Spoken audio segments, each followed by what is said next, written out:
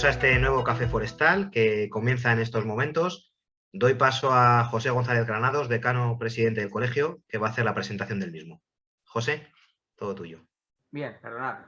Decía que en primer lugar un gran saludo en este caso a todos los que nos están oyendo. Bienvenidos a todos porque estamos en el 31º Café Forestal que el Colegio de Ingenieros Forestales y Graduados en Ingeniería Forestal y de Medio Natural realizamos. Esto pues fue una iniciativa que tuvo el colegio en el año 2020 y pues bueno, se han pasado pues ya casi 30. Hoy especialmente, sobre todo, pues tenemos a un ponente muy especial, en este caso José Anastasio Fernández Yuste, que por todos conocidos como Tasio, es doctor ingeniero de montes, catedrático de la Escuela Universitaria de Montes Forestales y de Medio Natural de la Universidad Politécnica de Madrid, docente en materias relacionadas con ingeniería hidráulica, hidrología, gestión de recursos hídricos, gestión de riesgos, de innovación y evaluación de impacto de ecosistemas acuáticos. También es colaborador en más de 25 proyectos en este momento de ingeniería vinculados a las materias antes mencionadas, coautor de varios libros. Bueno, pues cuenta con, aparte de las publicaciones que ya hemos dicho, pues ha intervenido en el desarrollo de incluso aplicaciones informáticas de libre difusión. Hombre, yo tengo que reconocer en este caso que no puedo ser imparcial porque Tasio ha sido profesor, maestro mío, aunque yo no me dedico a la ideología, pero sí que es cierto, como he tenido antes de entrar en directo, pues digamos, soy una de las personas admiradoras suyos, porque además los que hemos sido alumnos de Tasio, pues nos ha impartido toda su gran conocimiento y evidentemente su cátedra al respecto, con lo cual, pues bueno, pues tengo que reconocer que yo soy un admirador de Tasio porque es uno de los grandes exponentes que tenemos en la ingeniería forestal, la ingeniería de montes, y evidentemente pues es un referente a nivel no ya nacional, sino a nivel internacional, con lo cual Tasio pues es un honor tenerte aquí, evidentemente, y que nos des una charla, una conferencia de esta magnitud al respecto, con lo cual, pues bueno, pues creo que somos muy afortunados en este caso. Sí que es cierto que lo que me ofrecen al respecto de lo que es una reflexión basada pues en evidencias como el papel que en la actualidad tiene la gestión forestal en relación con los servicios hidrológicos del monte, que es una cosa muy importante, y ahora diré algo después de los apuntes que yo tengo aquí. También las oportunidades para introducir criterios de gestión hidrológica para optimizar esos servicios en un contexto de adaptación al cambio climático, ¿no?, tan cacareado en estos tiempos. Y sobre todo la necesidad también de integrar el pago de los servicios hidrológicos del monte como instrumento para abordar el reto demográfico en comarcas forestales. Había una cuestión, después de ver una página web, sobre todo la página de Nueva York, donde uno pincha y ve que un árbol que marca la especie y te dice la captación CO2, que eso pues, casi incluso lo tienen la mayoría de los municipios que hay en España, pero sí que es cierto que había un componente que es muy importante y además ya lo marcamos sobre todo pues científicos al respecto y porque desde el punto de vista humano nos siente referencia. No, las personas, la sociedad, no podemos hacer referencia a las especies, no podemos hacer referencia a la importancia que tiene la sombra, sino la cuestión es que hay que valorarlo económicamente. Y los servicios ecosistémicos de insectos, de arbolado, de lo que es el monte para la cuestión hidrológica, esos servicios que a la humanidad les es gratuito, yo creo que tenemos un gran reto desde la ingeniería, que es ponerlos a disposición de la sociedad y valorarlos desde un punto de vista económico, porque seguramente así se podrán entender la importancia que tiene aplicar la ingeniería, sobre todo para que de una manera gratuita, sobre todo en la cuestión ecosistémica que tienen los bosques, en escorrentías, y eso Tasio nos lo va a decir, pues bueno, pues es una cuestión que tenemos que hacer y tenemos que valorar y tenemos que dar a la sociedad una cuestión que es para mí fundamental. Es que comprendan la importancia que tiene, que nos dan un servicio gratis, pero hay que cuantificarlo, porque las personas, si no le ponemos euros, pues mire, pues este servicio que hace un bosque o más, pues significa pues tantos miles de millones de euros y eso seguramente lo entendamos mejor. Con lo cual, pues bueno, pues es un reto que tenemos que lanzar sobre todo a nuevas generaciones de ingenieros y tenemos que apostar sobre todo porque podamos decir a la sociedad realmente que con la gestión forestal todas las cosas que se hacen y se hacen bien tienen un precio y un precio que se ahorra al contribuyente. Con lo cual, Tasio, que sabes que yo te tengo gran aprecio, maestro mío, has sido profesor y además pues era una asignatura entonces y ahora no respetada, sino que era complicada de aprobar, pero yo creo que en este caso yo estoy muy orgulloso de poder darte y que seas partícipe de esta conferencia que nos vas a dar, con lo cual yo como buen alumno que lo fui, lo soy y lo seré siempre como maestro, pues te dejo todo para ti para que podamos aprender realmente por una conferencia magistral que nos vas a dar hoy. Con lo cual, Tasio, pues enhorabuena, es un honor que estés con nosotros y nada más. Lo único que tengo que decir es que estamos muy orgullosos que una persona como Tasio nos dé una conferencia en Café Forestal, que es el 30 además, tercero, con lo cual, pues oye, pues casi un aniversario, el tercer aniversario. Tasio, muchas gracias y es un honor para nosotros. Muchas gracias. Muchas gracias.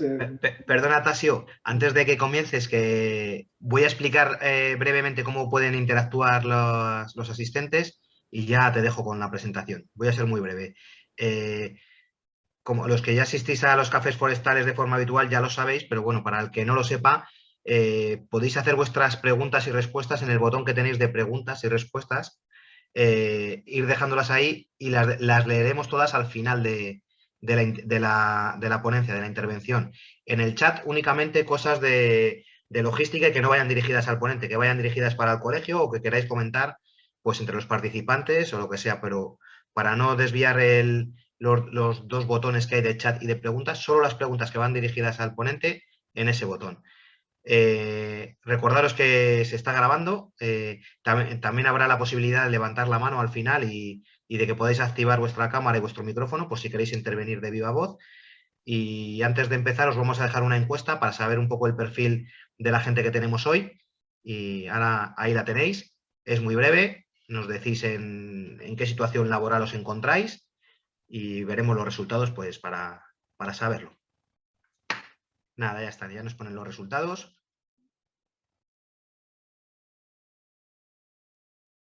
Y los comentamos. Ahí lo tenemos, pues parece que,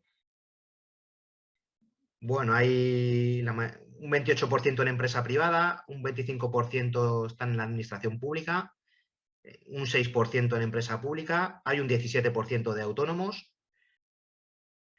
y un 22% de desempleados. Así que, bueno, con esto ya dejamos al ponente que es lo más importante de hoy.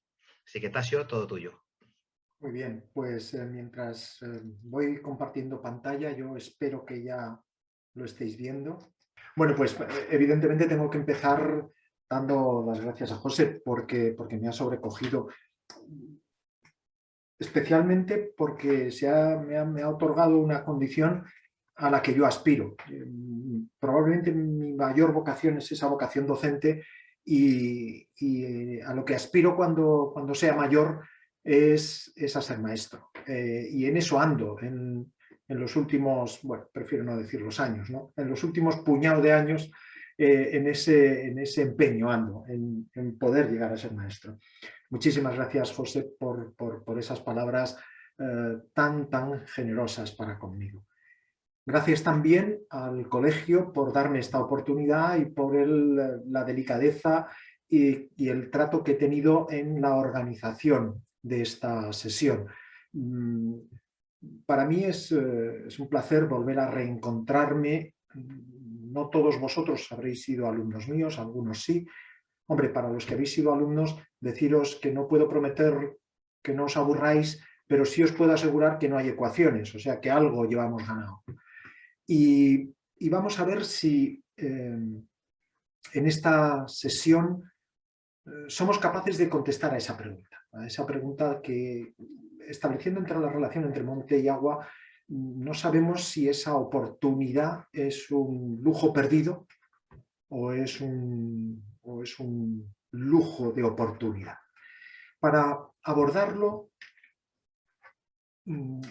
perdonar que voy a ir quitando cosas que en la pantalla me estorban un poquito. Ya está. ¿Cuál es el objetivo? El objetivo no es dar respuestas definitivas. Mi objetivo es ofrecer fundamentos para una reflexión. Y ojalá esa reflexión nos permita al final establecer un debate sobre las inquietudes que espero poner encima de la mesa. Reflexión sobre el papel que en la actualidad tiene la gestión forestal en relación con los servicios hidrológicos del monte. Reflexión sobre las oportunidades para introducir esos conceptos de gestión hidrológica que nos permitan optimizar esos servicios en ese contexto de adaptación al cambio climático. Y reflexión también para integrar el pago por esos servicios hidrológicos del monte como un instrumento imprescindible para abordar el reto demográfico en comarcas forestales. Y para abordar esos tres objetivos de reflexión, planteo este índice. Yo sé que llama la atención porque no es un índice especialmente académico, eso de empezar por el poder de la posverdad, enseñar a Pinocho y ver si somos capaces de desmontar mentiras y terminar haciendo una pregunta de si nos cortamos o no nos cortamos las venas, desde luego es cualquier cosa menos académico. Pero yo creo que nos va a servir para establecer el hilo argumental de este proceso de reflexión. Empezamos hablando de la posverdad. Fue palabra del año, en el año, me parece que fue en el 2019, gracias al anterior presidente de los Estados Unidos, y se basa ese éxito de la posverdad en hacer que los hechos objetivos tengan menos importancia que aquello que se está dispuesto a creer y hacer que algo que aparente ser cierto sea más aceptable que la propia verdad. Claro que diréis, bueno, ¿y qué tiene que ver esto con monte y agua? Bueno, algo de eso hay aquí. Fijaros, Aqualia desarrolló una serie de, puso en marcha una serie de desmontando falsos mitos relacionados con el agua. El falso mito número 2 se enunciaba así: tener agua potable en casa es algo sencillo porque el agua está en la naturaleza. Y lo que Aqualia establecía es que, bueno, el agua está en la naturaleza, pero la gestión del ciclo integral del agua es un proceso complejo que requiere captar, tratar, potabilizar, distribuir, recoger y depurar el agua. En definitiva, hace falta conocimiento y tecnología para llevarla a casa. Seguiréis diciendo, bueno, ¿y dónde está la posverdad? Pues está en ese texto y está en el dibujo que lo acompaña.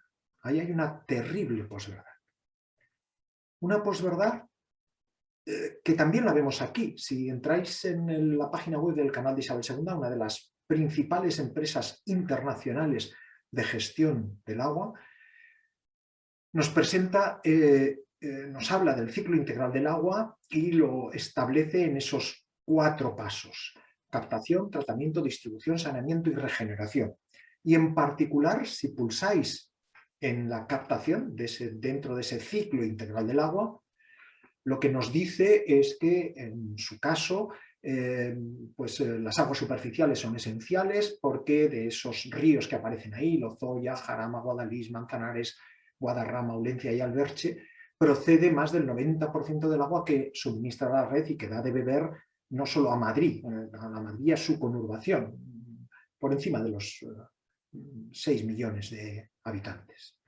Es más, nos invita a un vídeo donde nos ofrece esa primera toma de contacto con el punto inicial del ciclo integral del agua, que es la captación. ¿Cuál es la posverdad? Fijaos que el ciclo integral empieza en el muro de presa. Lo veíamos en la imagen que nos ofrecía Aqualia. Vemos ahí que la referencia que hace empieza en el muro de presa.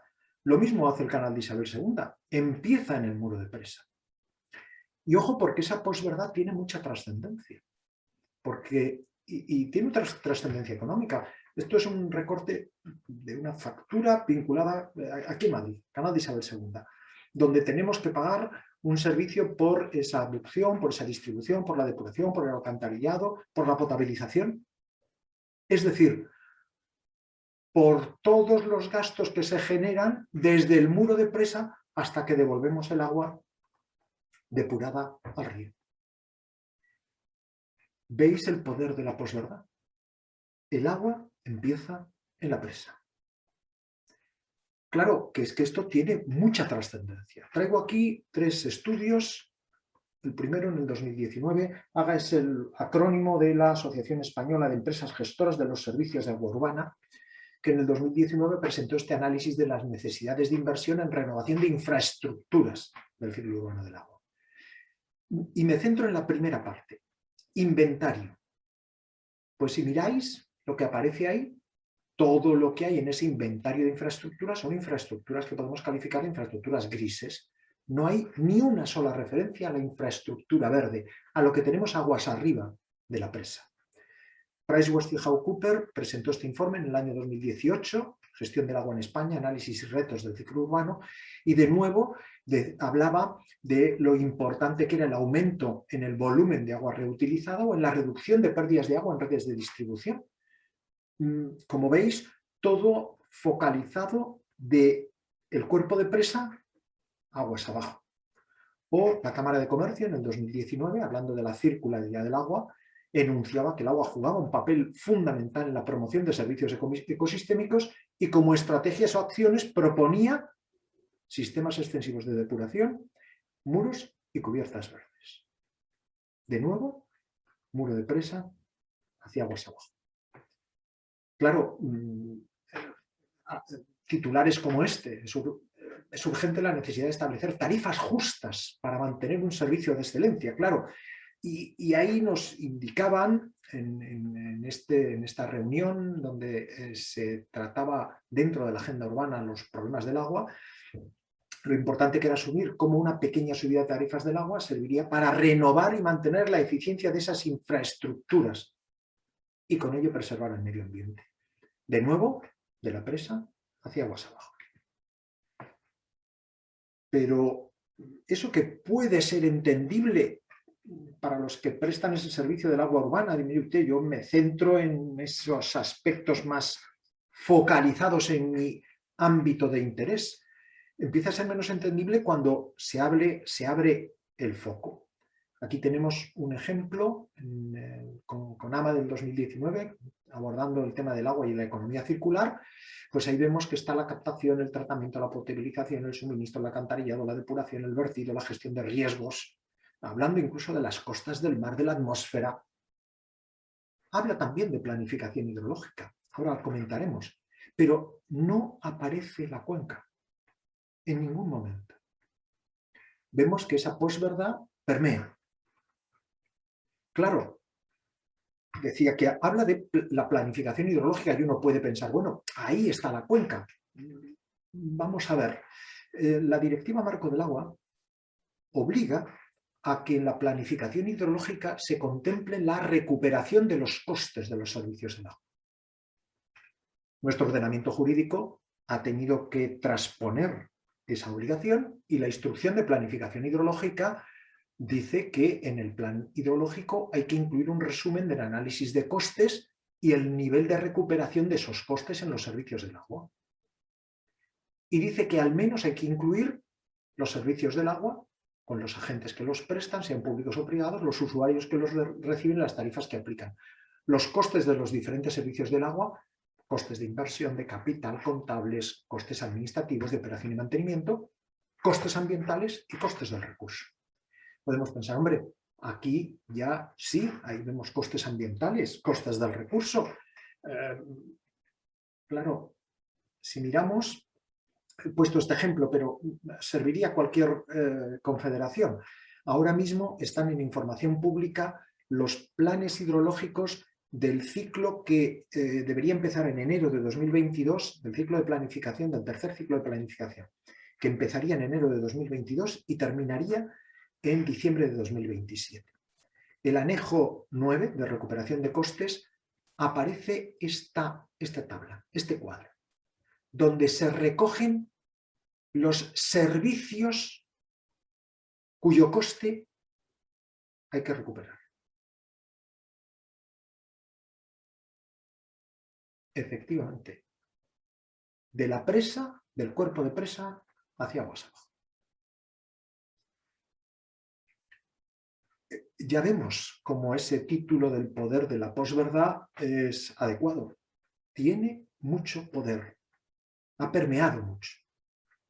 Vamos a ver si somos capaces de desmontar alguna mentira. En primer lugar, hay que decir que conocemos los servicios hidrológicos del monte.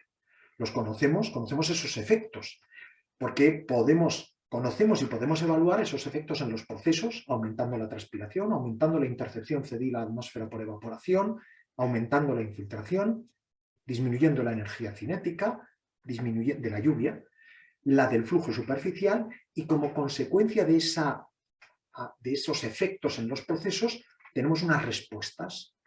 Aumenta el tiempo y recorrido del agua en el suelo, tanto superficial como subsuperficial. Es verdad que como consecuencia de la evapotranspiración se reduce la escorrentía superficial y subsuperficial, también una reducción de los caudales punta. Es verdad que fundamentalmente para periodos de retorno bajos y moderados. Se reduce, gracias al control de las energías cinéticas de la lluvia y del flujo superficial, los procesos erosivos y la emisión de sedimentos, y se mejora la calidad de agua al mismo tiempo que se aumenta la recarga de los acuíferos. Todos esos efectos son conocidos y además se pueden integrar en los 4 cajones, por decirlo así, en los que habitualmente se articulan o se describen o se sistematizan los servicios hidrológicos, los servicios ecosistémicos.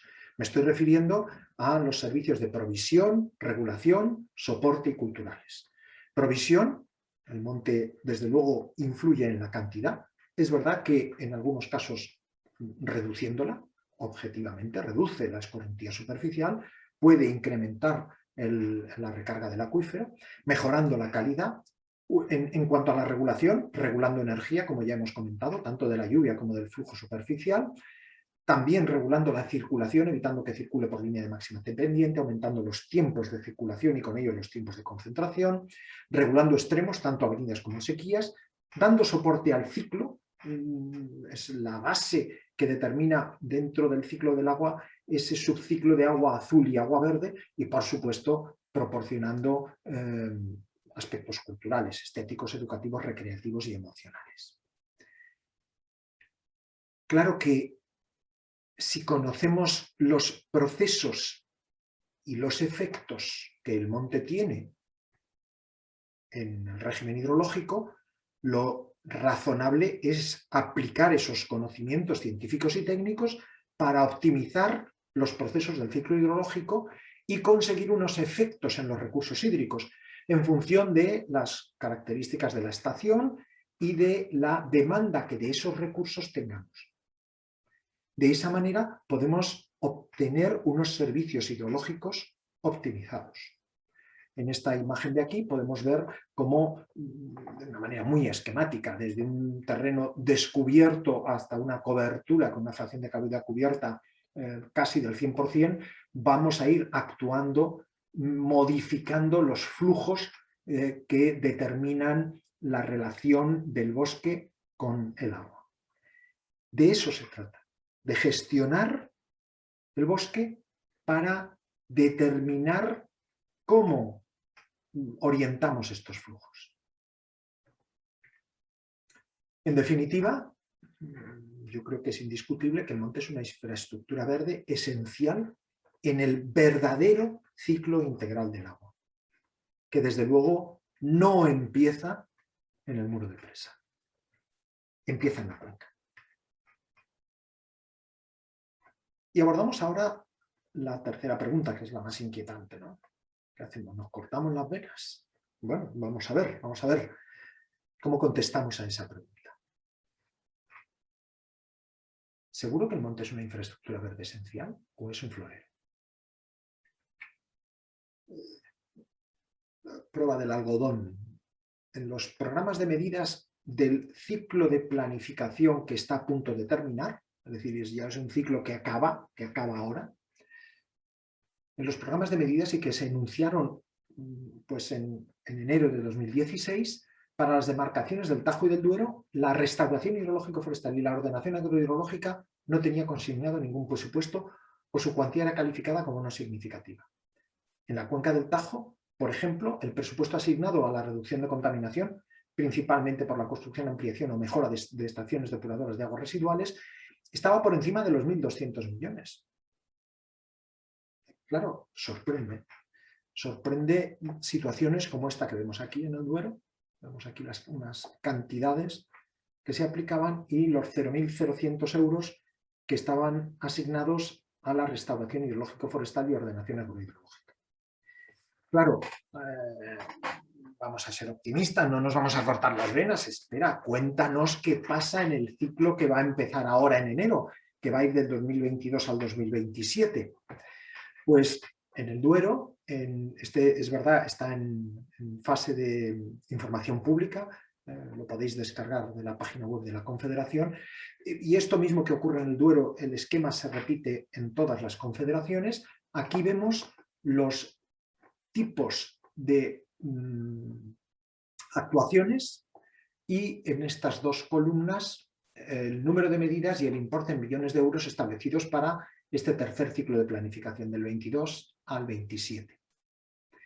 Bueno, vemos ahí un tipo que es el tipo 5, donde habla de las mejoras de las condiciones hidrológicas, que ahí parece razonable que pudiera entrar todo el tema de restauración hidrológico-forestal. En los demás es difícil que pudiera entrar. Bueno, pues en mejora de las condiciones vemos que hay 460 medidas, perdón, 110 medidas con un importe de 4 millones de euros. No es un disparate. La otra que está por debajo serían las medidas de prevención de inundaciones, donde también podrían estar las de restauración hidrológico-forestal, pero en definitiva las de gestión de montes con criterios de gestión de recursos hídricos. Pero bueno, parece que hay una ventana a la esperanza. Claro, las cosas no van muy bien, porque si miramos este tipo 5, que aquí veis el tipo es el tipo 5 y se desglosa en distintos subtipos, pues esas 110 medidas, todas ellas están relacionadas con el tema de caudales ambientales. Bien adecuación para la calidad físico-química en las masas de agua, bien para relacionados con la biota acuática o con alternativas para la implantación de esos caudales. No hay ni una sola medida presupuestada económicamente que tenga en cuenta actuaciones en la cuenca desde el punto de vista de la gestión del monte con criterios hidrológicos. ¿A qué nos lleva esto? Este diagrama de Moss del año 2003 me encanta porque en definitiva es el planteamiento de un ciclo hidroilógico al que nos lleva la ausencia de gestión. Voy a ponerlo un poco más simplificado. Si aceptamos que el monte no es una infraestructura verde esencial para la optimización de recursos hídricos, la consecuencia inmediata es ¿para qué lo vamos a gestionar? Si nos sirve. Si no lo gestionamos, no se invierte. Y si no se gestiona y no se invierte, los servicios hidrológicos se deterioran. Estamos condicionando el desarrollo socioeconómico de la comarca y cuando volvemos a mirar al monte, confirmamos que el monte no es una infraestructura verde esencial para la optimización de recursos hídricos. Y ya tenemos el ciclo hidrológico perfecto. Y eso es triste, pero es real. Porque, y digo triste, porque perdemos todo y perdemos todos. El planteamiento actual es que los servicios hidrológicos se contemplan como un beneficio no compensado, como nos decía José en su presentación. No tiene precio, esos servicios hidrológicos hay que prestarlos de manera incondicional, se exigen y el Estado genera una intensa regulación sobre los prestatarios del servicio, los titulares del monte, pero no contempla ni indicadores de mejora ni mecanismos de pago. Claro, ¿hay gestión forestal para mejorar servicios hidrológicos y, en definitiva, para aportar beneficios a los usuarios? No. ¿Y eso qué supone? Pongo aquí un ejemplo que a mí me parece que es paradigmático. es el embalse del Vado. Algunos de mis antiguos alumnos recordarán esta zona porque hacíamos un interesante viaje de prácticas por toda esta cuenca. Este embalse es uno de los 13 que tiene el canal de Isabel II y es un embalse estratégico. Es un embalse estratégico porque el volumen de agua que recoge es importante y además con una calidad excepcional. En el entorno, la densidad de población es de las más bajas de España. Estamos en un auténtico desierto antrópico. Y además, en ese entorno, aquí tenemos la imagen del año 56, prácticamente coincidiendo un par de años después de la entrada en servicio del embalse, en la que ahí vemos, podemos contar los árboles que había. Prácticamente podemos contarlos. Aquí, esto es un antiguo un vivero que se estableció pues, para todos los trabajos de reforestación, y aquí vemos la imagen con el Penoa de máxima actualidad. Esta es la situación actual. ¿Qué ocurre? Que, claro, para proteger todo esto, efectivamente, se hicieron estas reforestaciones, se establecieron limitaciones de uso muy importantes, pero el canal de Isabel II no hace aportaciones para la gestión forestal. A ver, corrijo, yo no hago aportaciones para la gestión forestal de esa masa que está consiguiendo agua en cantidad, calidad y régimen excepcional. Digo yo porque en mi factura yo no aporto. Claro, ¿y eso en qué se está traduciendo? Pues que no hay gestión, no ingresa dinero, no hay población que pueda atender adecuadamente esa gestión y generar un sistema socioeconómico en la comarca, se produce despoblamiento y además, en este caso, estamos en otra comunidad autónoma, pues la gestión forestal de estas masas requiere intervención. Esta comunidad autónoma, Castilla-La Mancha en este caso, esto es la provincia de Guadalajara, tiene recursos limitados y, bueno, digamos que la gestión es manifiestamente mejorable. Y, ojo, no estoy echando culpa a los técnicos, o si tuvieran oportunidad y dinero, estoy seguro que la situación no sería la que ahora mismo presentan estos montes. Claro, el canal de Isabel II sí que lanza una publicación donde habla de la Sierra del Agua e incorpora y habla de las maravillas y las bondades de este embalse desde el punto de vista de la calidad del agua con la que entra a Madrid. Fijaos que es que esta situación está ahora mismo condenando a áreas deprimidas a satisfacer esas necesidades de las áreas urbanas sin que haya compensación. Y lo que es más grave, le está cargando con los gastos de gestión y los costes de oportunidad. Eso es éticamente inaceptable. Inaceptable. Además de que estamos corriendo un riesgo, y es que el deterioro de esas masas lleve a que ahí se produzca un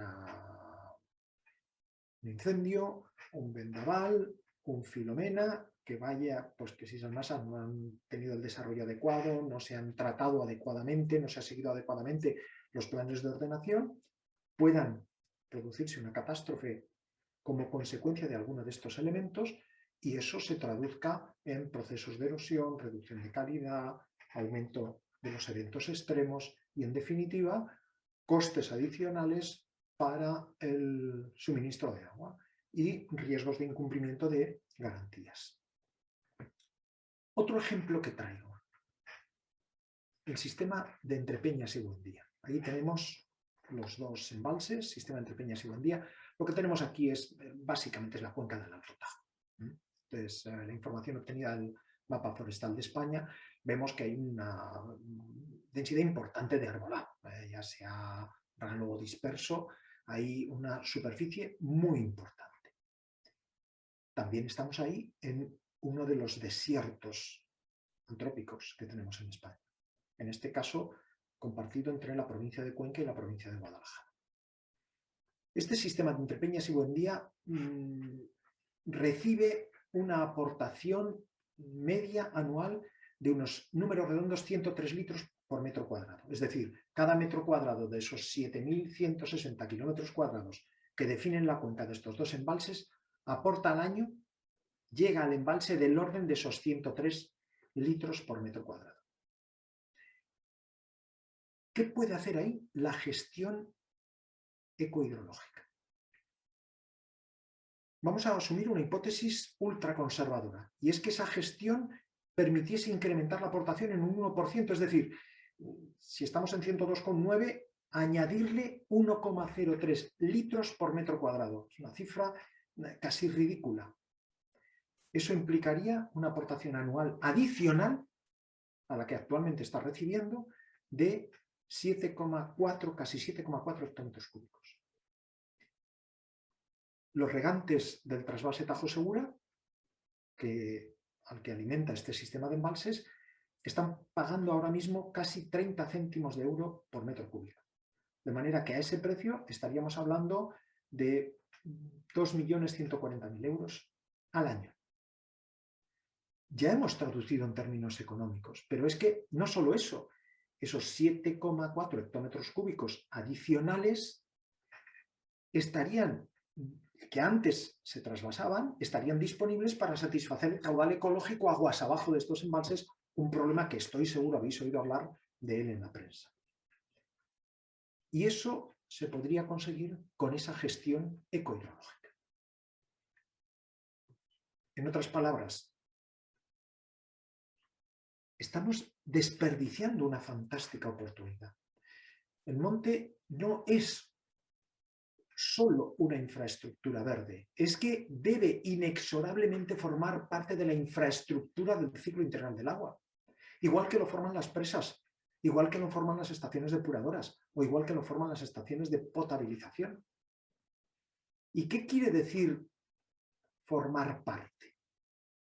Pues que ese monte hay que dotarlo de una gestión forestal que permita mejorar los servicios hidrológicos e incrementar externalidades positivas y traducir eso en un beneficio para el usuario, que pague como consecuencia de ese beneficio y que ese beneficio se convierta en una inversión que mantenga esa gestión forestal. En definitiva, lo que tenemos que propugnar es un cambio radical de paradigma. Pero es un cambio de paradigma que no se basa en hay que conservar el monte porque sí. No, no, no. Es que debemos acreditar que estamos mejorando servicios hidrológicos. Y para eso lo que tenemos que hacer es pensar con criterios comerciales. Ojo, es una palabra que no nos tiene que asustar. Tenemos que pensar qué podemos vender y qué necesitan de mí, cuáles son los servicios hidrológicos más relevantes en el área en la que podemos actuar y cuáles son los usuarios de esos servicios hidrológicos. ¿Qué puedo hacer para mejorar mi producto? Como veis, son preguntas que se haría cualquier comercial. Tengo que definir condicionantes y oportunidades en el ámbito donde estoy y establecer protocolos de gestión que me permitan satisfacer esas necesidades que he identificado en los usuarios de los servicios hidrológicos.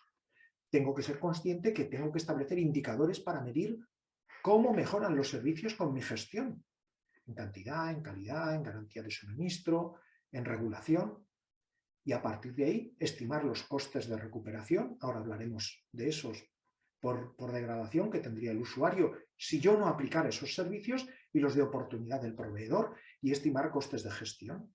Y a partir de ahí participar en un mercado que desde luego hay que regular. Hay que establecer obligaciones para el proveedor, obligaciones para el usuario y mecanismos que permitan esa concertación. Es verdad que estamos hablando de conceptos nuevos, no tan nuevos, tendremos oportunidad de comentarlos, en los que el papel de la administración va a ser muy importante, pero no solo la administración, también la iniciativa privada o también las empresas vinculadas al agua tienen que entender que la gestión hidrológica del monte les puede proporcionar servicios cuantificables. Estamos ya hablando del pago por servicios, en este caso servicios hidrológicos, provisión, regulación, soporte. Pero con la nueva filosofía no solo hay que quedarse ahí, es que también hay que contemplar esas inversiones adicionales, específicas, necesarias para que esos beneficios se materialicen en el cuerpo social en el entorno en el que estamos actuando. El nombre del Ministerio de Reto Demográfico viene al pelo. De eso estamos hablando aquí también. No solo hay que pagar la gestión en función de lo que proporciona, sino también hacer inversiones para que ese ciclo económico se materialice en el entorno. Desde luego, ese cambio de paradigma implica no subsidiar, pagar por el servicio prestado, que debe ser medible y debe ser cualificado. Y, insisto, contemplar inversiones para activar esa dimensión social de este ciclo económico. Esta inquietud es una inquietud que ya está viva. Traigo este documento, es del 2019, en el que ya nos están indicando pues, que el 75% del agua dulce que se utiliza para el hombre proviene de cuencas forestales. Que ni más ni menos que el 90% de las mayores ciudades del mundo se suministran a partir de cuencas forestales. Y a pesar de esas dos cifras demoledoras, solo el 25% de los bosques del mundo están gestionados con criterios hidrológicos. ¿Nos cortamos las venas? Yo, desde luego, soy optimista. Y quiero ver la parte positiva de esto, y es que tenemos una fantástica oportunidad como profesionales para poder abordar este reto. Traigo aquí este otro texto, este está calentito, está publicado este mismo año, en el 2021, en el que en sus puntos clave quiero destacar el último. Nuestro conocimiento de las relaciones agua y bosque ha incrementado significativamente en las últimas décadas, y ese conocimiento puede ser aplicado a nuestros bosques y debe ser monitoreado, medido y gestionado. Y si me permiten esa frase, o si me permitís solo un matiz, dice, puede ser, no, debe ser aplicado. Monitoreado, medido, porque tenemos que seguir aprendiendo, y muy importante, gestión, gestión y gestión. Y para eso hay conocimientos. Aquí traigo algunos textos donde hablan del efecto de la cubierta forestal en los costes del tratamiento de agua para boca, o sea, de agua potable, o cómo en el Plan Hidrológico de California evalúa la gestión de bosques como un recurso estratégico. Son cuestiones que nos tienen que hacer pensar. Esto que estamos planteando aquí no es una idea que personalmente yo haya podido... No, es que esto ya empieza a formar cuerpo de doctrina y tenemos la obligación de transmitirlo para que empiece a desmontar esa posverdad que enunciábamos al principio. También en España se está trabajando en este tema. Apareció este manual en el arte, me encanta esa de arte, de la gestión de los servicios en agua forestal. En el año 2017 la revista Ecosistemas lanzó un monográfico sobre bosque, suelo y agua.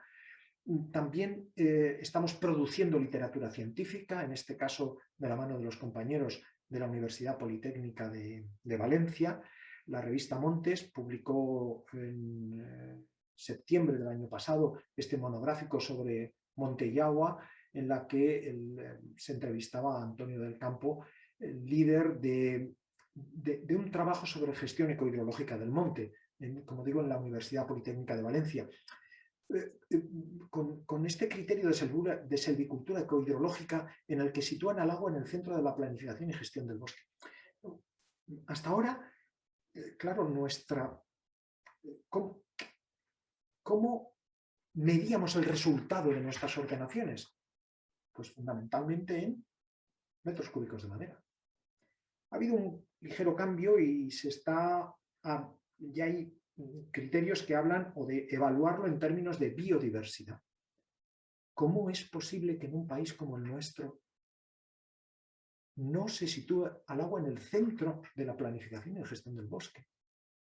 ¿Cómo es posible? Por suerte, digo, esto ya está empezando a corregirse. En estos estudios plantean al agua como un producto forestal y nos dicen que esta gestión es económica y socialmente rentable. Y ya hay algunos resultados muy interesantes. Por ejemplo, este software, CAFE, es el acrónimo de carbono, agua, fuego y ecoresiliencia. Es una herramienta para el soporte a la decisión, para la gestión forestal multiobjetivo, y en este caso lo que hace es buscar la actuación silvícola óptima gestionando muchos aspectos, dejando que el usuario focalice en mayor o en menor medida qué aspecto es el que quiere potenciar, sin desatender a los demás, o al menos siendo consciente de esa focalización, en qué medida se traduce con respecto a los otros aspectos. Como vemos, yo así lo enuncio, como veis ahí a la izquierda, son, al menos para mí, oportunidades para el optimismo, casi para el realismo, porque es que estamos trabajando con hechos. Voy a poner un ejemplo que nos va a dar una idea muy clara de cómo una buena gestión puede ser beneficiosa para todos. Esto es una ciudad. Los gestores del suministro de agua empezaban a preocuparse porque la cuenca que tenía aguas arriba era una cuenca forestal en la que el papel forestal estaba perdiendo peso en beneficio del uso agronómico. Eso incrementaba pues, concentraciones de nitrógeno, de fósforo, y hacía que los costes de potabilización empezaran a crecer.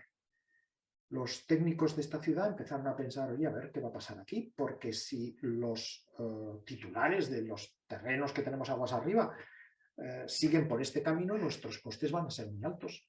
Echaron unas cuentas y vieron a medio plazo cuál era la evolución del territorio, cuáles eran, con esa evolución, como vemos aquí, los beneficios que tendrían los titulares, los granjeros y los titulares de las áreas forestales, y vieron también los costes que eso supondría desde el punto de vista del tratamiento de esas aguas. Y entonces se plantearon, bueno, vamos a ver. Ofrecieron a esos propietarios la oportunidad de unirse a un contrato que les obligaba a que el uso que hacían del suelo estuviese sometido a una serie de restricciones que garantizaban que el agua que llegaba al sistema llegaba con calidad. Evidentemente, eso suponía un lucro cesante, de manera que si antes ganaban hasta aquí, ahora eso les bajaba y ganaban solamente esto.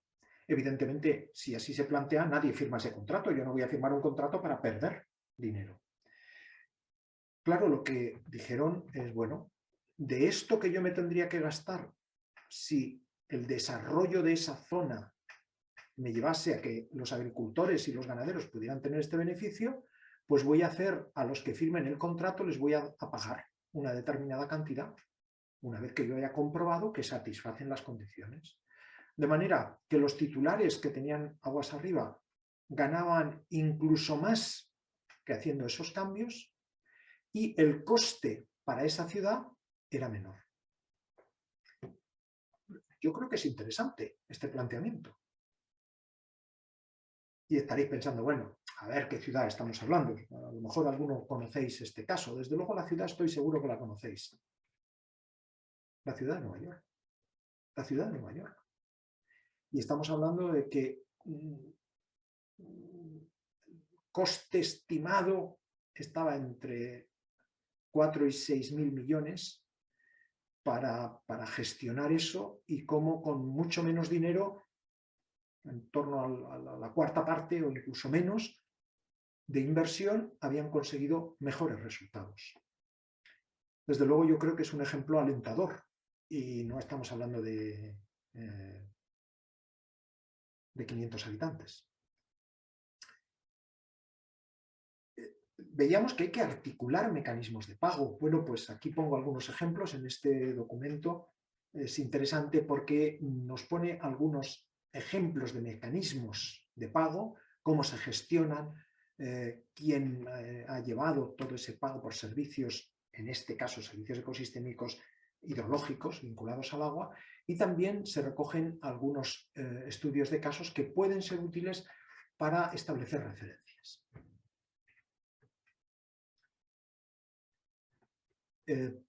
Un ejemplo desarrollado en España fue llevado a cabo a base del patrocinio de la Fundación de Coca-Cola, después de que un incendio forestal arrasara en la comarca de las cuencas mineras en 2009 7.300 hectáreas.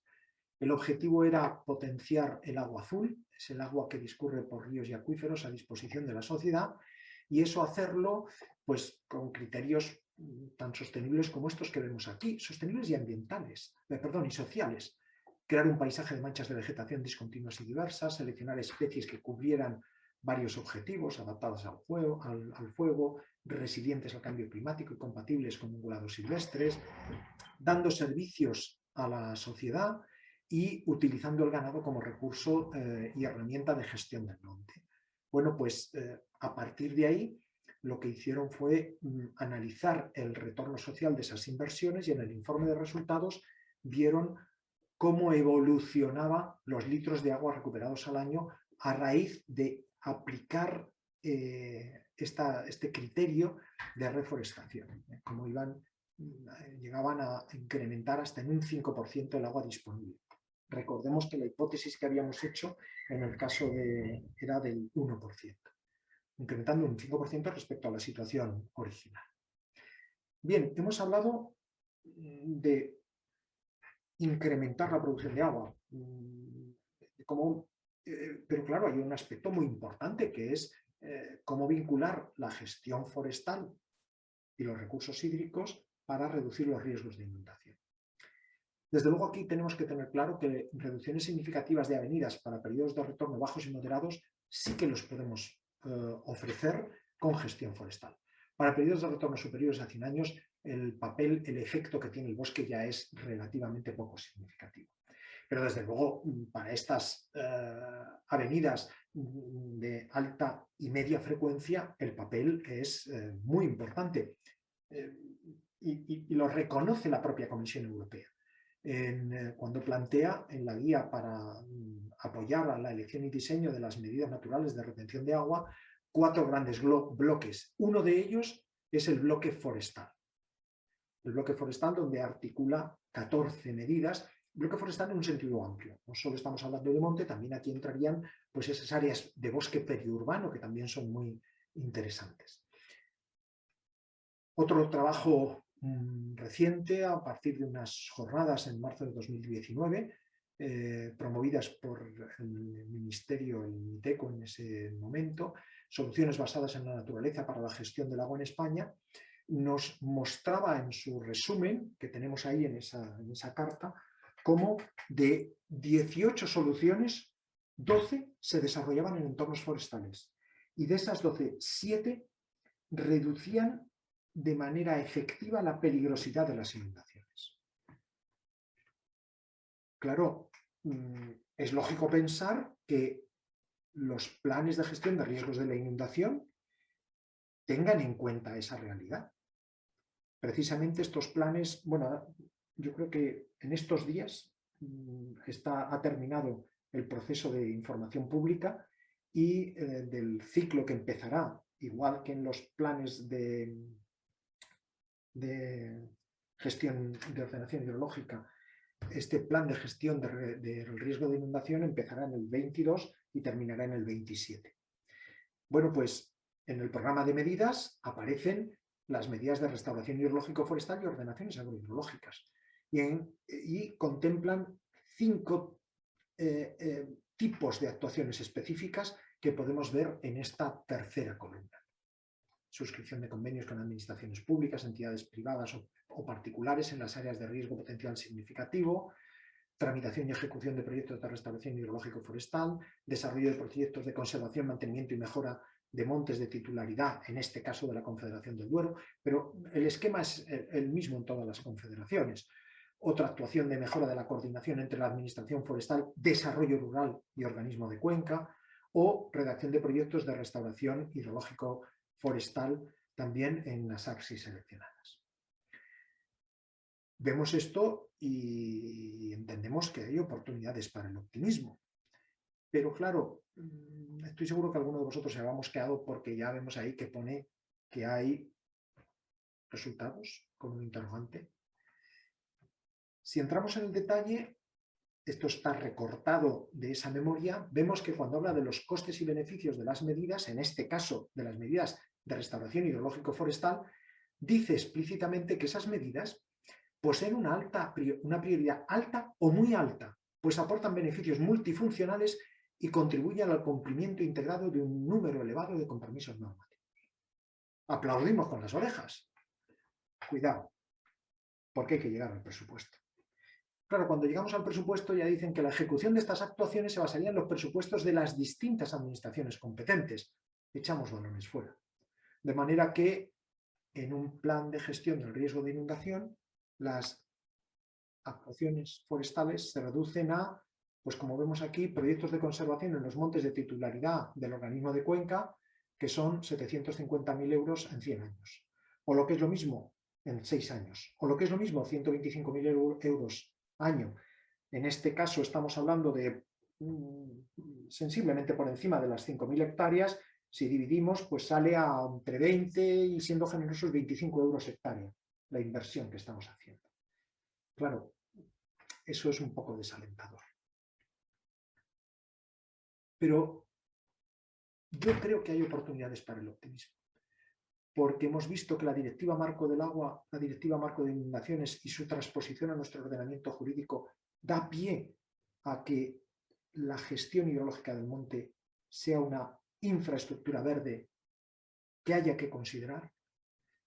Tenemos oportunidades en el Pacto Verde Europeo, tenemos oportunidades en la Estrategia Estatal de Infraestructura Verde y de la Conectividad y la Restauración Ecológica, y estoy seguro que hay oportunidades en el Plan de Recuperación y Transformación y Resiliencia. Desde luego, lo que no podemos hacer es esperar sentados a que nos llamen. Tenemos que tomar la iniciativa. Hay que generar conocimiento y experiencia y hay que hacerlos llegar a los núcleos de decisión. Y eso es una tarea que entre todos tenemos que ir desarrollando, cada uno en su momento, en su oportunidad y en su capacidad. En definitiva, y como conclusiones, señalar que la sostenibilidad de los recursos hídricos y la ética ambiental y social obligan a contemplar eso que hemos llamado los bosques de agua como un instrumento imprescindible para la planificación y gestión de recursos hídricos, que hay que establecer estrategias de comunicación, lo decía también José en la presentación, para que esos servicios de los bosques de agua lleguen especialmente a los órganos de decisión. Yo aquí hay que llegar a quien puede activar estos mecanismos. No digo que solo a esos, pero especialmente a esos órganos de decisión donde se materializan las gobernanzas del agua. Muy importante establecer programas de investigación y experiencias piloto con ese objetivo de profundizar en el conocimiento y ofrecer un análisis transparente y fiable de coste-beneficio. Ya anticipo que, por ejemplo, la Comunidad de Madrid, de cara a lo que hemos llamado antes, a estos fondos que están por llegar, pues está preparando la posibilidad de hacer un proyecto de investigación, demostración de bosques de agua. También es verdad que hay que saber más. Ha aumentado mucho el conocimiento, pero no lo sabemos todo. Pero no podemos esperar a conocerlo todo.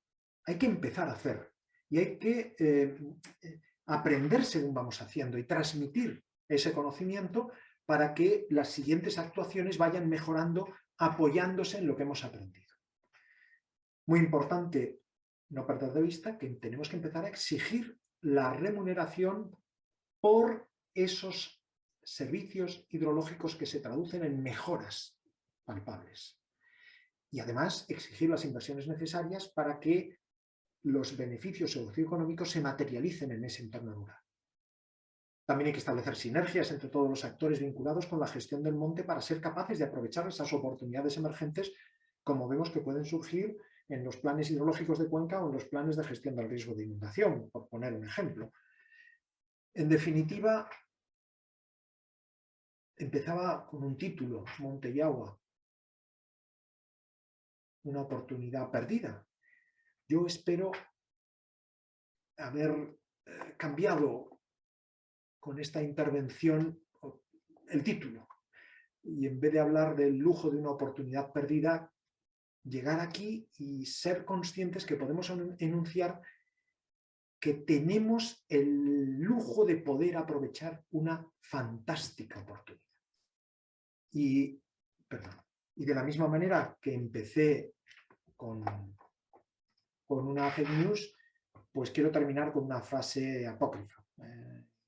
Probablemente no sea de Miguel de Cervantes, pero si no, en vero ben trovato, ¿no? Esta frase apócrifa dice: cambiar el mundo, amigo Sancho, que no es locura ni utopía, sino justicia. Muchas gracias, espero no haber aburrido mucho. Eso es todo y quedo a vuestra disposición para intentar establecer un debate con las reflexiones que he traído aquí. Muchas gracias, Tasio, por la intervención, por la ponencia. Creo que has sido muy, muy elocuente en lo que nos has explicado.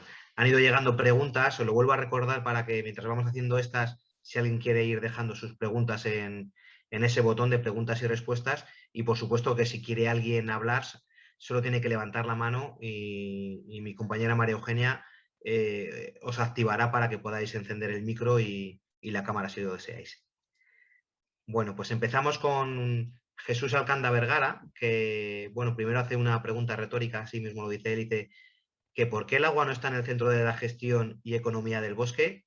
Y ya dice, la anterior era una pregunta retórica, dice, ¿no cree que la cuestión es ideológica, la permanencia de la posverdad? La importancia de los bosques de cabecera de cuenca se constata en 1901 con la creación de los servicios hidrológicos forestales para la regulación de las avenidas catastróficas y el convencimiento del aumento de la calidad del agua. Se sabe desde hace mucho tiempo, desde hace mucho, la importancia del bosque para el agua, pero también se impone una ideología de devaluar las rentas forestales durante los últimos 40 años para centrarse en un bosque generador de valores ricos en biodiversidad. Valores que tampoco se pagan, como el agua. Dice, pienso que es una cuestión ideológica, no de conocimiento. ¿No lo cree así? Pues yo creo que es posible que haya una base, pero sinceramente creo que también hay un déficit de conocimiento y eso yo creo que es algo que tenemos que hacer también mirar hacia adentro e identificar dónde nos hemos equivocado. Me incluyo yo, ¿eh? Nos hemos equivocado porque no hemos sabido transmitir estas capacidades, no hemos sabido hacerlas llegar a los órganos de decisión, porque yo creo que hay sensibilidad o que cada vez hay más sensibilidad en estos aspectos. Lo que ocurre es que tradicionalmente la gestión forestal ha estado fuera de ese ciclo gris del agua, donde las infraestructuras eran infraestructuras grises. Es verdad que ahora que se habla de infraestructura verde, de soluciones basadas en la naturaleza, yo creo que tenemos una fantástica oportunidad de transmitir este mensaje y sobre todo transmitir realidades, ejemplos, casos concretos, actuaciones concretas, porque cuando se da ese primer paso es fácil que se continúe en esa vía. Yo soy optimista y soy optimista porque lo he visto en otros ámbitos, con otras actuaciones, pero he visto como cuando se ha dado el paso, cuando los profesionales han tomado la iniciativa y han empezado a mostrar que esto es posible, que esto es una realidad, pues el sistema ha empezado a acogerlo, porque las condiciones son buenas, porque cada vez más se está propiciando el aprovechamiento de las infraestructuras verdes y porque cada vez más estamos cerca de que se pague por esos servicios. En el caso del agua tenemos una ventaja y es que podemos medir los litros y sabemos lo que eso vale. Podemos evaluar la calidad y sabemos lo que eso vale con respecto a si esa calidad nos llega, porque de eso lo saben mucho las estaciones potabilizadoras de agua. Es decir, que en eso jugamos con cierta ventaja respecto a otros servicios ecosistémicos. Yo soy optimista. Creo que hay oportunidad. No sé si, Jesús, si con eso he contestado. Muy bien. Si no, le invitamos a que participe también. Tenemos dos preguntas más y una mano levantada. Voy con primero vamos a hacer las preguntas y luego ya daremos paso a la mano. Juan Pérez dice, me gustaría saber su opinión sobre la posición de la Confederación Hidrográfica del Duero de prohibir la plantación de chopos dentro del dominio público hidráulico. Está causando mucha polémica hasta el punto de que se ha creado una plataforma para defender esas plantaciones y sus beneficios ecosistémicos. Bueno, pues encantado porque, en primer lugar, digamos que tengo que matizar esa afirmación que ha servido como entrada a la pregunta. Es verdad que en el anterior ciclo de planificación, la Confederación Hidrográfica del Duero prohibía los cultivos arbóreos forestales en el dominio público hidráulico. En esta nueva ciclo de planificación, esa prohibición ha decaído y se va a limitar a lo que llaman un área riparia mínima, que son 30 metros a cada lado del cauce. En esos 30 metros hay que respetarlos para que se desarrolle la vegetación riparia natural. Fuera de esos 30 metros, en el dominio público hidráulico, que es donde puede establecer condicionados la Confederación, no la del Duero, sino todas, ahí sí que en principio es autorizable la plantación de choperas. A mí me parece que establecer una limitación y preservar la vegetación riparia natural en el entorno de los cauces, a mí me parece que eso es indiscutible. Hay que hacerlo. Hay que hacerlo. Podemos discutir sobre esa anchura, si es adecuado esos 30 metros que propone la Confederación, si tiene que ser más, si tiene que ser menos, pero que hay que mantener eso es indiscutible. Igual que es indiscutible que en el dominio público hidráulico y cuando se salvaguarda esa vegetación riparia natural, es infinitamente preferible una plantación de chopos que una plantación de remolacha, de maíz o de trigo. Porque todos los, plantación o un aprovechamiento ganadero.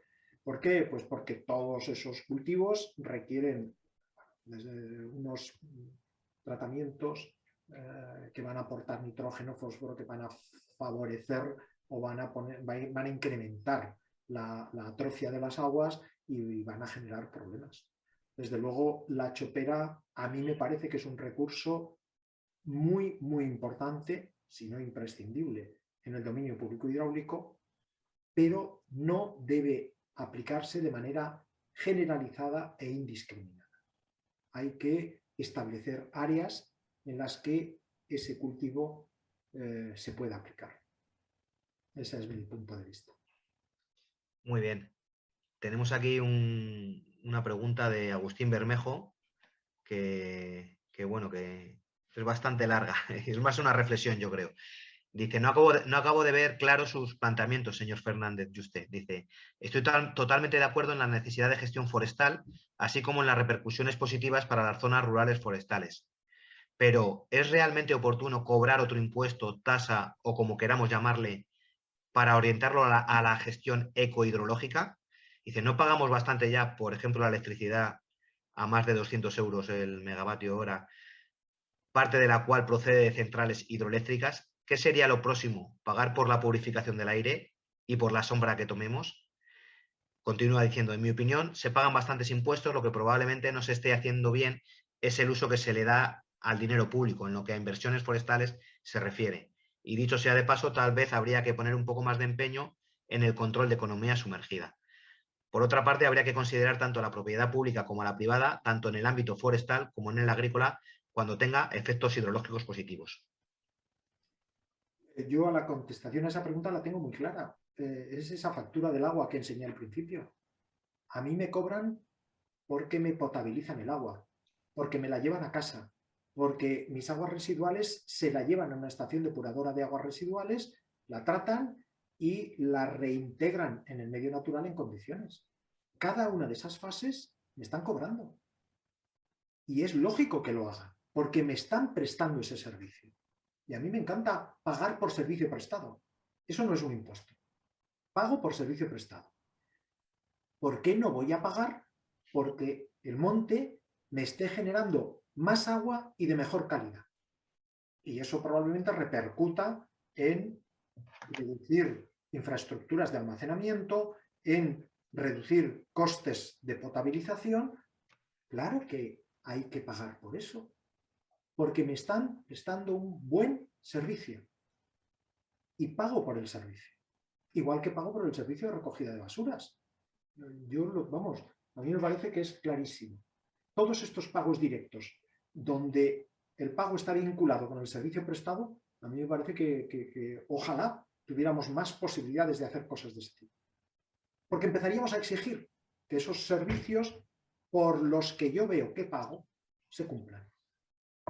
Ese es mi punto de vista. Muy bien. Pues vamos a dar paso a una mano que tenemos levantada, a nuestro compañero Ángel Nieto Montejo. Te van a permitir ahora activar el micrófono, Ángel, y cuando quieras puedes intervenir. Bueno, yo en primer lugar, no sé si se me oye bien, querría Perfectamente, decir Ángel. que estoy enhorabuena, estoy contentísimo con la charla que ha dado, porque quizá he vivido estas cosas que has dicho. Hay una cosa que para el señor que ha dicho lo de los impuestos, que entiendo que tenemos que pagar impuestos, lo que tenemos que exigir es que nuestros impuestos que pagamos se reinviertan en cosas importantes. Yo conocí a un ingeniero mexicano que estábamos haciendo una presa y ese ingeniero mexicano me dijo una vez, en México se ha puesto una propaganda diciendo que el agua la manda Dios. ¿Por qué lo que nos manda Dios hay que cobrarlo? Y sacaron luego ellos una respuesta que para mí me pareció genial. Dice, sí señores, el agua la manda Dios, pero nosotros la entubamos. Eso tiene el coste entubar. Todo lo que, a lo primero que has dicho, que no tiene, lo que no tiene valoración, simplemente no tiene valor, no existe. Entonces, montones de pantanos se han llenado en la primera riada que ha habido de lodos. O sea, una inversión tremenda por no haber protegido la cuenca. Antiguamente se hacía un pantano y aquello valía 300 millones y el 1%, 3 millones o 300.000, era para investigación geológica. Eso se ha arreglado. Ahora se hace muy a lo grande, porque era importante. Entonces, yo he vivido en un sitio donde la boca de toma se convirtió en una presa de troncos de árboles que no nos permitía a nosotros caminar como si fuera un puente seguro, lleno de... porque no se había limpiado. Eso no puede ser. El bosque es fundamental. Conozco lo de Nueva York. Es una maravilla y es un ejemplo para seguir a todo el mundo. Y entonces mi conclusión es felicitarte, estoy de acuerdo contigo y me gustaría tener unos pocos menos años para poder seguir luchando por este tema. Muchas gracias. Muchas gracias, Ángel, por tus palabras. Muchas gracias, Ángel, por tu intervención. No sé si hay alguna intervención más. Preguntas no tenemos más. Mira, sí, acaba de levantar la mano Jesús Alcanda, que precisamente intervino, hizo una de las primeras preguntas. Te van a dar permiso ahora para activar el micrófono y la cámara si lo deseas, Jesús. Y cuando puedas, pues activas el micrófono y puedes intervenir. Creo que ya está, ¿no? ¿Se me oye? Correcto, perfecto. Primero, darle las gracias a Tasio. Me ha encantado su presentación. Y la pregunta retórica que había hecho y la posterior pregunta era simplemente poner el toro en los medios para que te recrearas en la suerte y afirmaras lo que dices, que me parece muy importante. Yo lo había apuntado hacia el valor y tú hablas de ponerle precio. Y eso me parece muy importante porque ponerle precio es una labor científico-técnica que está en manos de personas como tú, Tasio, y como otros que trabajan en el ambiente hidrológico forestal, ¿no? Hay Jorge Bonín, no sé si recuerdas al jefe de servicio de hidrología forestal de este país durante 30 años, le puso precio a a la disminución de la tasa de amortización que hacían todas las infraestructuras en cabeza de cuenca sobre infraestructuras de regadío y de los embalses. Él hablaba de un 3,5 y 4%. Eso debe estar por ahí en el ICONA en algún sitio, y es una valoración que se hizo durante 15 años. O sea, no es una cosa que se sacó de la manga Jorge Aguiló Bonín, que era un hidrólogo forestal, a pesar de ser ingeniero agrónomo, era un hidrólogo forestal magnífico. Y eso tiene que estar por ahí, y ese precio se sabe que existe un ahorro cuando la cabecera de cuenca está cubierta, que cuando no está cubierta o está deficitariamente cubierta. Él hablaba de una disminución de un 3,5, o sea, un ahorro de un 3,5 a un 4% de las infraestructuras hidrológicas, que no son moco de pavo, porque si solo Madrid tiene 943 millones de hectómetros cúbicos, pues yo no sé si España debe andar por los 55.000 millones, ¿no? Una cosa así, ¿no? Y 55.000 millones solo de los embalses, ya no de las infraestructuras, es un precio que sí se podría revertir en el coste o en el precio del que estamos hablando. Se sabe el precio. Algo del precio se sabe, pero no exactamente el precio como lo has mostrado en el recibo del agua, que debería estar ahí, el de aguas arriba de la cerrada. Yo estoy contigo, que hay que poner una línea más en ese recibo, porque es de cajón. Otra cosa es que la situación es cómoda y no nos permita eso. La pregunta mía es si yo, como desconocedor ahora de la hidrología forestal en su ámbito científico-técnico, existen estudios, planes, empresas, acuerdos, marco, para ponerle precio a esa línea que nos falta de los servicios que da el bosque. Porque antes has hablado de un 1% de incremento en el acopio de agua por la mejora ecohidrológica, ¿no? Y no sé de dónde sale ese dato. Sí. Bien, bueno, respecto a lo que planteas, muchas gracias, Jesús, por la pregunta. Me levantaba ahí estoicamente como un campeón. Mira, vamos por partes. En primer lugar, a mí me parece que como estrategia lo que hay que buscar son productos, en esa secuencia que yo decía que aplica un vendedor. Pues yo sé que voy a poder aportar muchas cosas, pero si yo digo que voy a mejorar o voy a reducir esta tasa a la que tú te referías de amortización, pues eso suena raruno y no. Si yo, sin embargo, digo que voy a incrementar en un 1% y que esos son tantos millones de litros de agua, oye, eso sí que cuenta. O si yo digo que con mi actuación voy a conseguir que la calidad del agua mejore porque va a llegar a la planta de potabilización los sólidos en suspensión con un 20%, con un 50% menos, o que la concentración va a ser menor es que eso vende. Y yo creo que es ahí donde tenemos que buscar esos indicadores que son tangibles, que son fáciles de ver. Me he ocupado mucho del volumen del agua porque, además de ser importante por sí mismo, en el entorno en el que estamos de cambio climático, es que es algo a lo que vamos a tener que ir, que nuestras masas forestales a lo mejor vamos a tener que renunciar a fracciones de calidad cubierta muy altas, vamos a tener que buscar especies que consuman menos, que evapotranspiren menos, para conseguir ese incremento. Y eso tampoco nos tiene que preocupar excesivamente. Quiero decir que hay que acomodar a las circunstancias los cambios que nos están llegando. Y en ese sentido, a mí me parece que es muy importante, sin perder de vista estos otros beneficios adicionales, en primer lugar, centrarnos en aquellos que podemos vender más y mejor. Con respecto a la cuantificación, yo he puesto solamente ese 1% como un ejemplo.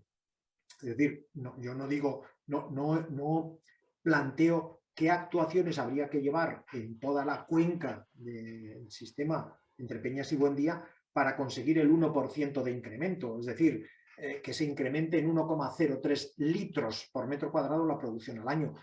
Lo que sí he dicho es que con solo un 1%, que es una cantidad ridícula, fijaos lo que ya conseguimos, desde el punto de vista económico y desde el punto de vista ambiental.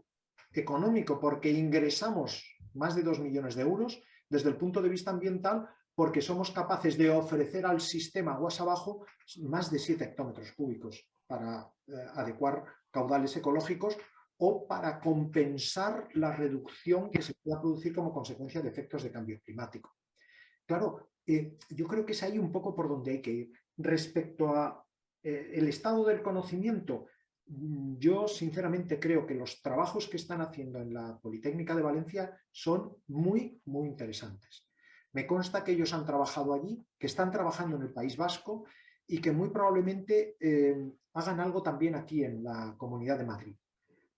Y también por las oportunidades que he tenido de comentar con profesionales, en este caso de la cuenca del Tajo, están encantados de oír estas cosas y con ganas de poder aplicarlas. O sea que yo creo que esto empieza a tomar cuerpo. Es verdad que romper esta inercia de la que hemos hablado, en la que pues eran todo, formaba parte de esa protección que se suponía, pero que nadie estaba dispuesto a pagar por ella, pues romper esas inercias cuesta.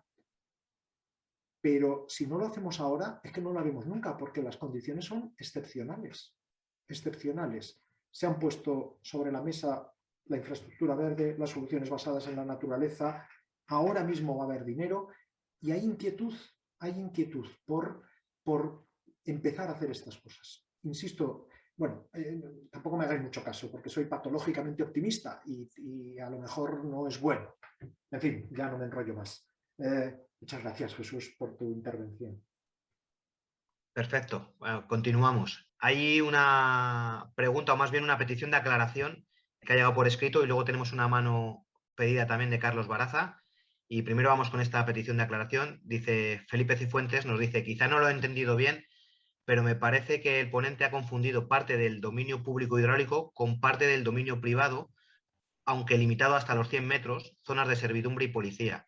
Creo que es con la pregunta de las choperas. Dice: las plantaciones privadas se suelen hacer en dominio privado, 100 metros, no en el dominio público hidráulico, motivo por el que requieren autorización. Si se realizan en dominio público hidráulico, no sería una locura su prohibición, al menos en algunas zonas inundables. Dice: ¿lo he entendido bien? Sí, a ver, entiendo muy claro lo que es dominio público hidráulico, lo que es la zona de servidumbre y la zona de policía. Él se refiere, esos 100 metros hacen referencia a la zona de policía. En la zona de policía, nuestra legislación establece que las confederaciones pueden fijar limitaciones de uso. Hasta donde yo sé, no es frecuente que en esos 100 metros establezcan limitaciones de uso vinculadas con choperas.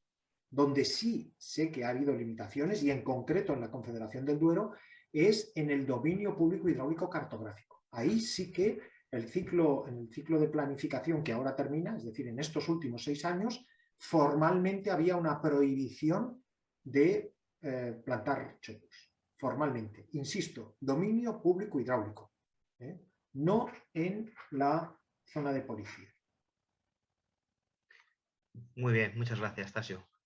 Bueno, pues parece que no hay más preguntas ni más manos levantadas. Solo queda ya pues cerrar este café forestal.